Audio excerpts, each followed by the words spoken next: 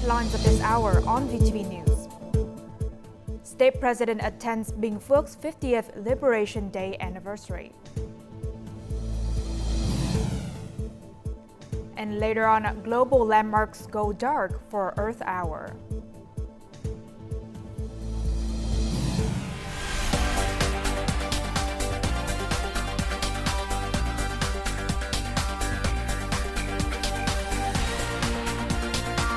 Broadcasting from Hanoi, the capital of Vietnam.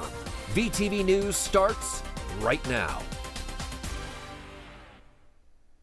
Good morning. It is 8 a.m. local time in Hanoi, and you're watching VTV News. I'm Huyền Trần with the top stories. State President Lương Cường attended a ceremony in BINH PHUOC on Sunday, commemorating the 50th anniversary of the province's liberation.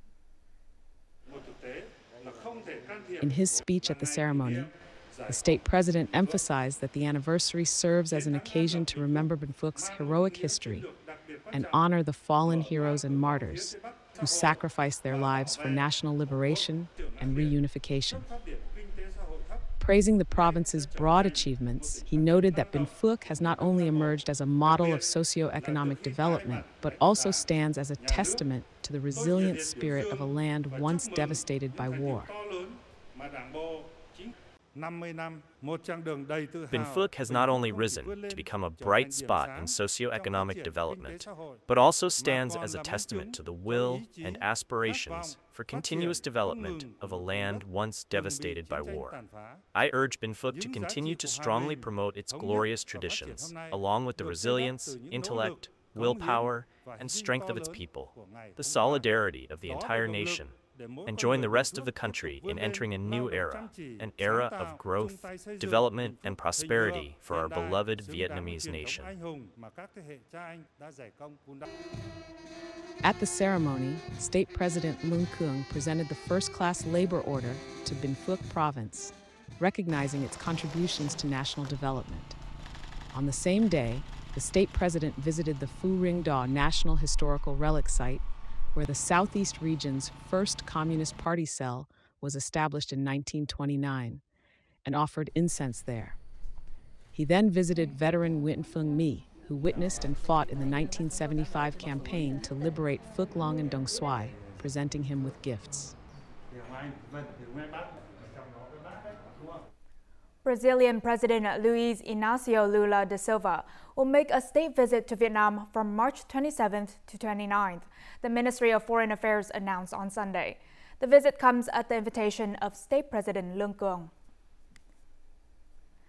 Now on to other news. To achieve this year's target growth rate of 8%, the government has allocated public investment capital of about $34 billion, an increase of $30 billion from last year. A significant portion of these funds will support key infrastructure projects. And this investment aims to both eliminate transportation infrastructure bottlenecks and stimulate growth across multiple industries and sectors. Hundreds of machines and workers have been mobilized to the construction site of the North-South Expressway expansion project's Cao Bo Mai Son section. With materials in place, the contractor aims to finish the project ahead of schedule. We have organized 11 construction teams and are striving to complete the project 6 months ahead of schedule. Public investment is being directed not only toward growth drivers, but also toward disadvantaged regions, creating momentum for growth across the country. Investors are preparing to invest in our province. Once the infrastructure projects are completed, manufacturing and tourism will be developed along the expressway. According to experts, if the allocated public investment capital is fully dispersed as planned, Vietnam's annual growth rate could gain an additional 1%. This year, the Prime Minister has set an ambitious goal of completing at least 3,000 kilometers of expressways and 1,000 kilometers of coastal roads across the country. These key connecting routes will create new growth drivers that align with Vietnam's 8% growth target for 2025. Ho Chi Minh City climbed up 7 places to rank 98th out of 119 cities in the 37th edition of the Global Financial Centers Index GFCI 37. And this marks its highest position since first being included in the rankings in 2022. The city increased by 25 points compared to the previous ranking, reaching a total of 654 points. By the end of 2024, the Politburo officially approved the establishment of an International Financial Center (IFC) in Ho Chi Minh City, alongside a regional financial center in Da Nang.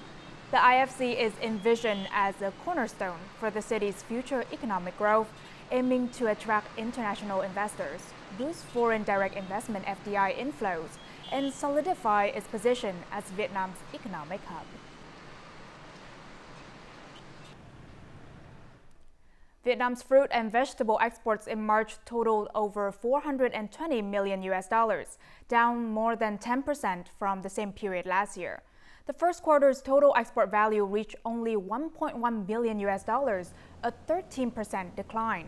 And this drop stems mainly from challenges in durian exports, which account for half of the country's fruit and vegetable export value. China's intensified inspections for cadmium and yellow substances in exported durians have caused significant delays in the clearance process.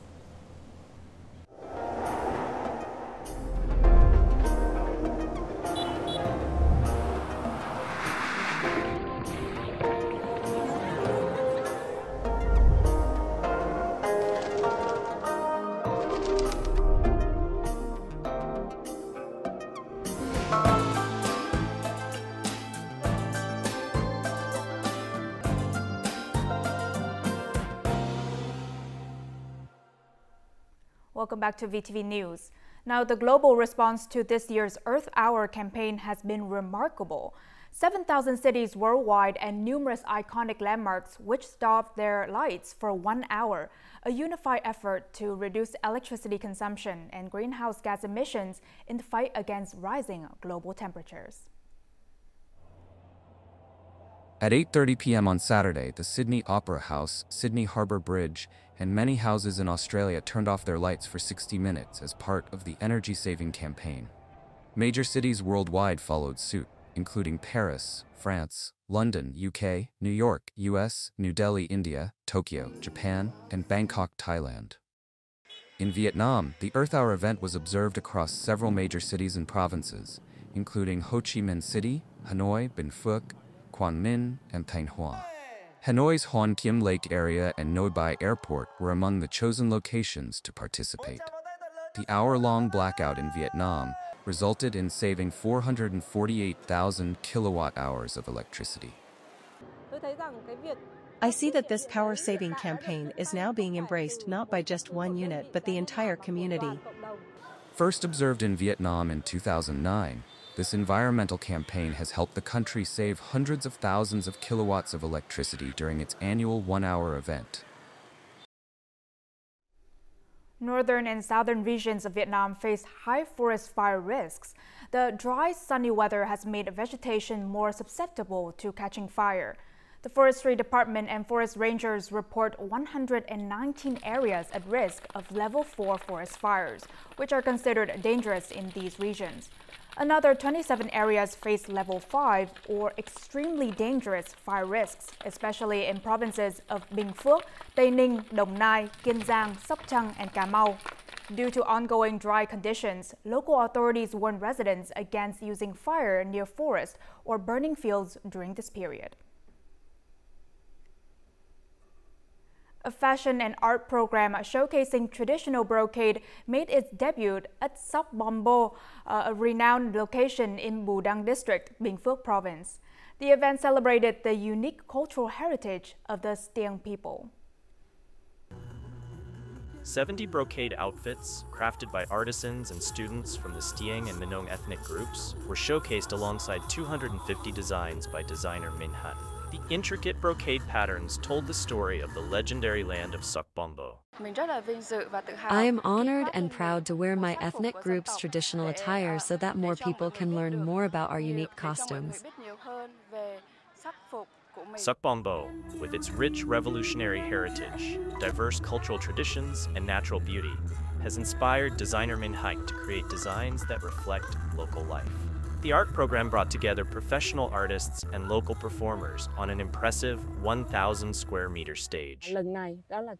This opportunity allows me to explore the unique characteristics of the Stieng people and the precious heritage of Budang and Binh Phuoc. It would be a tragedy to let these cultural values fade away without showcasing them.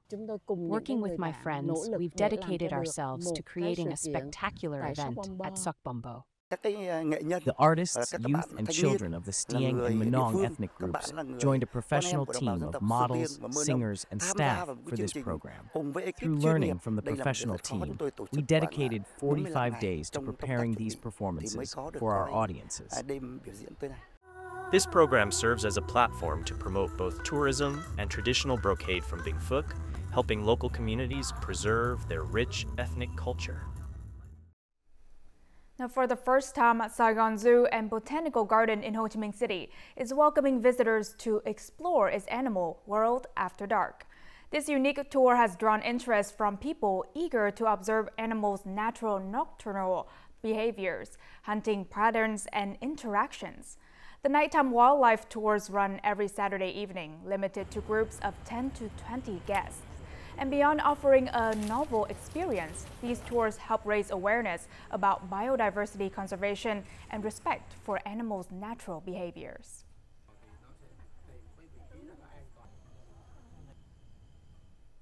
And as usual, let's move on to the weather forecast.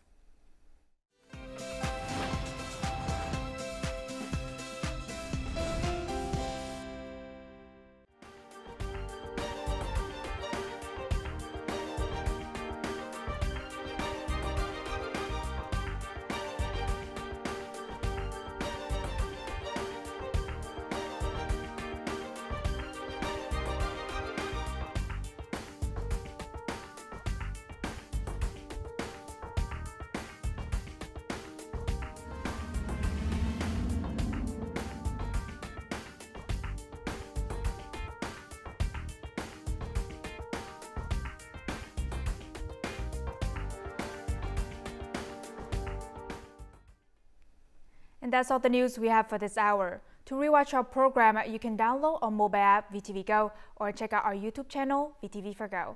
Thank you for watching and see you next time.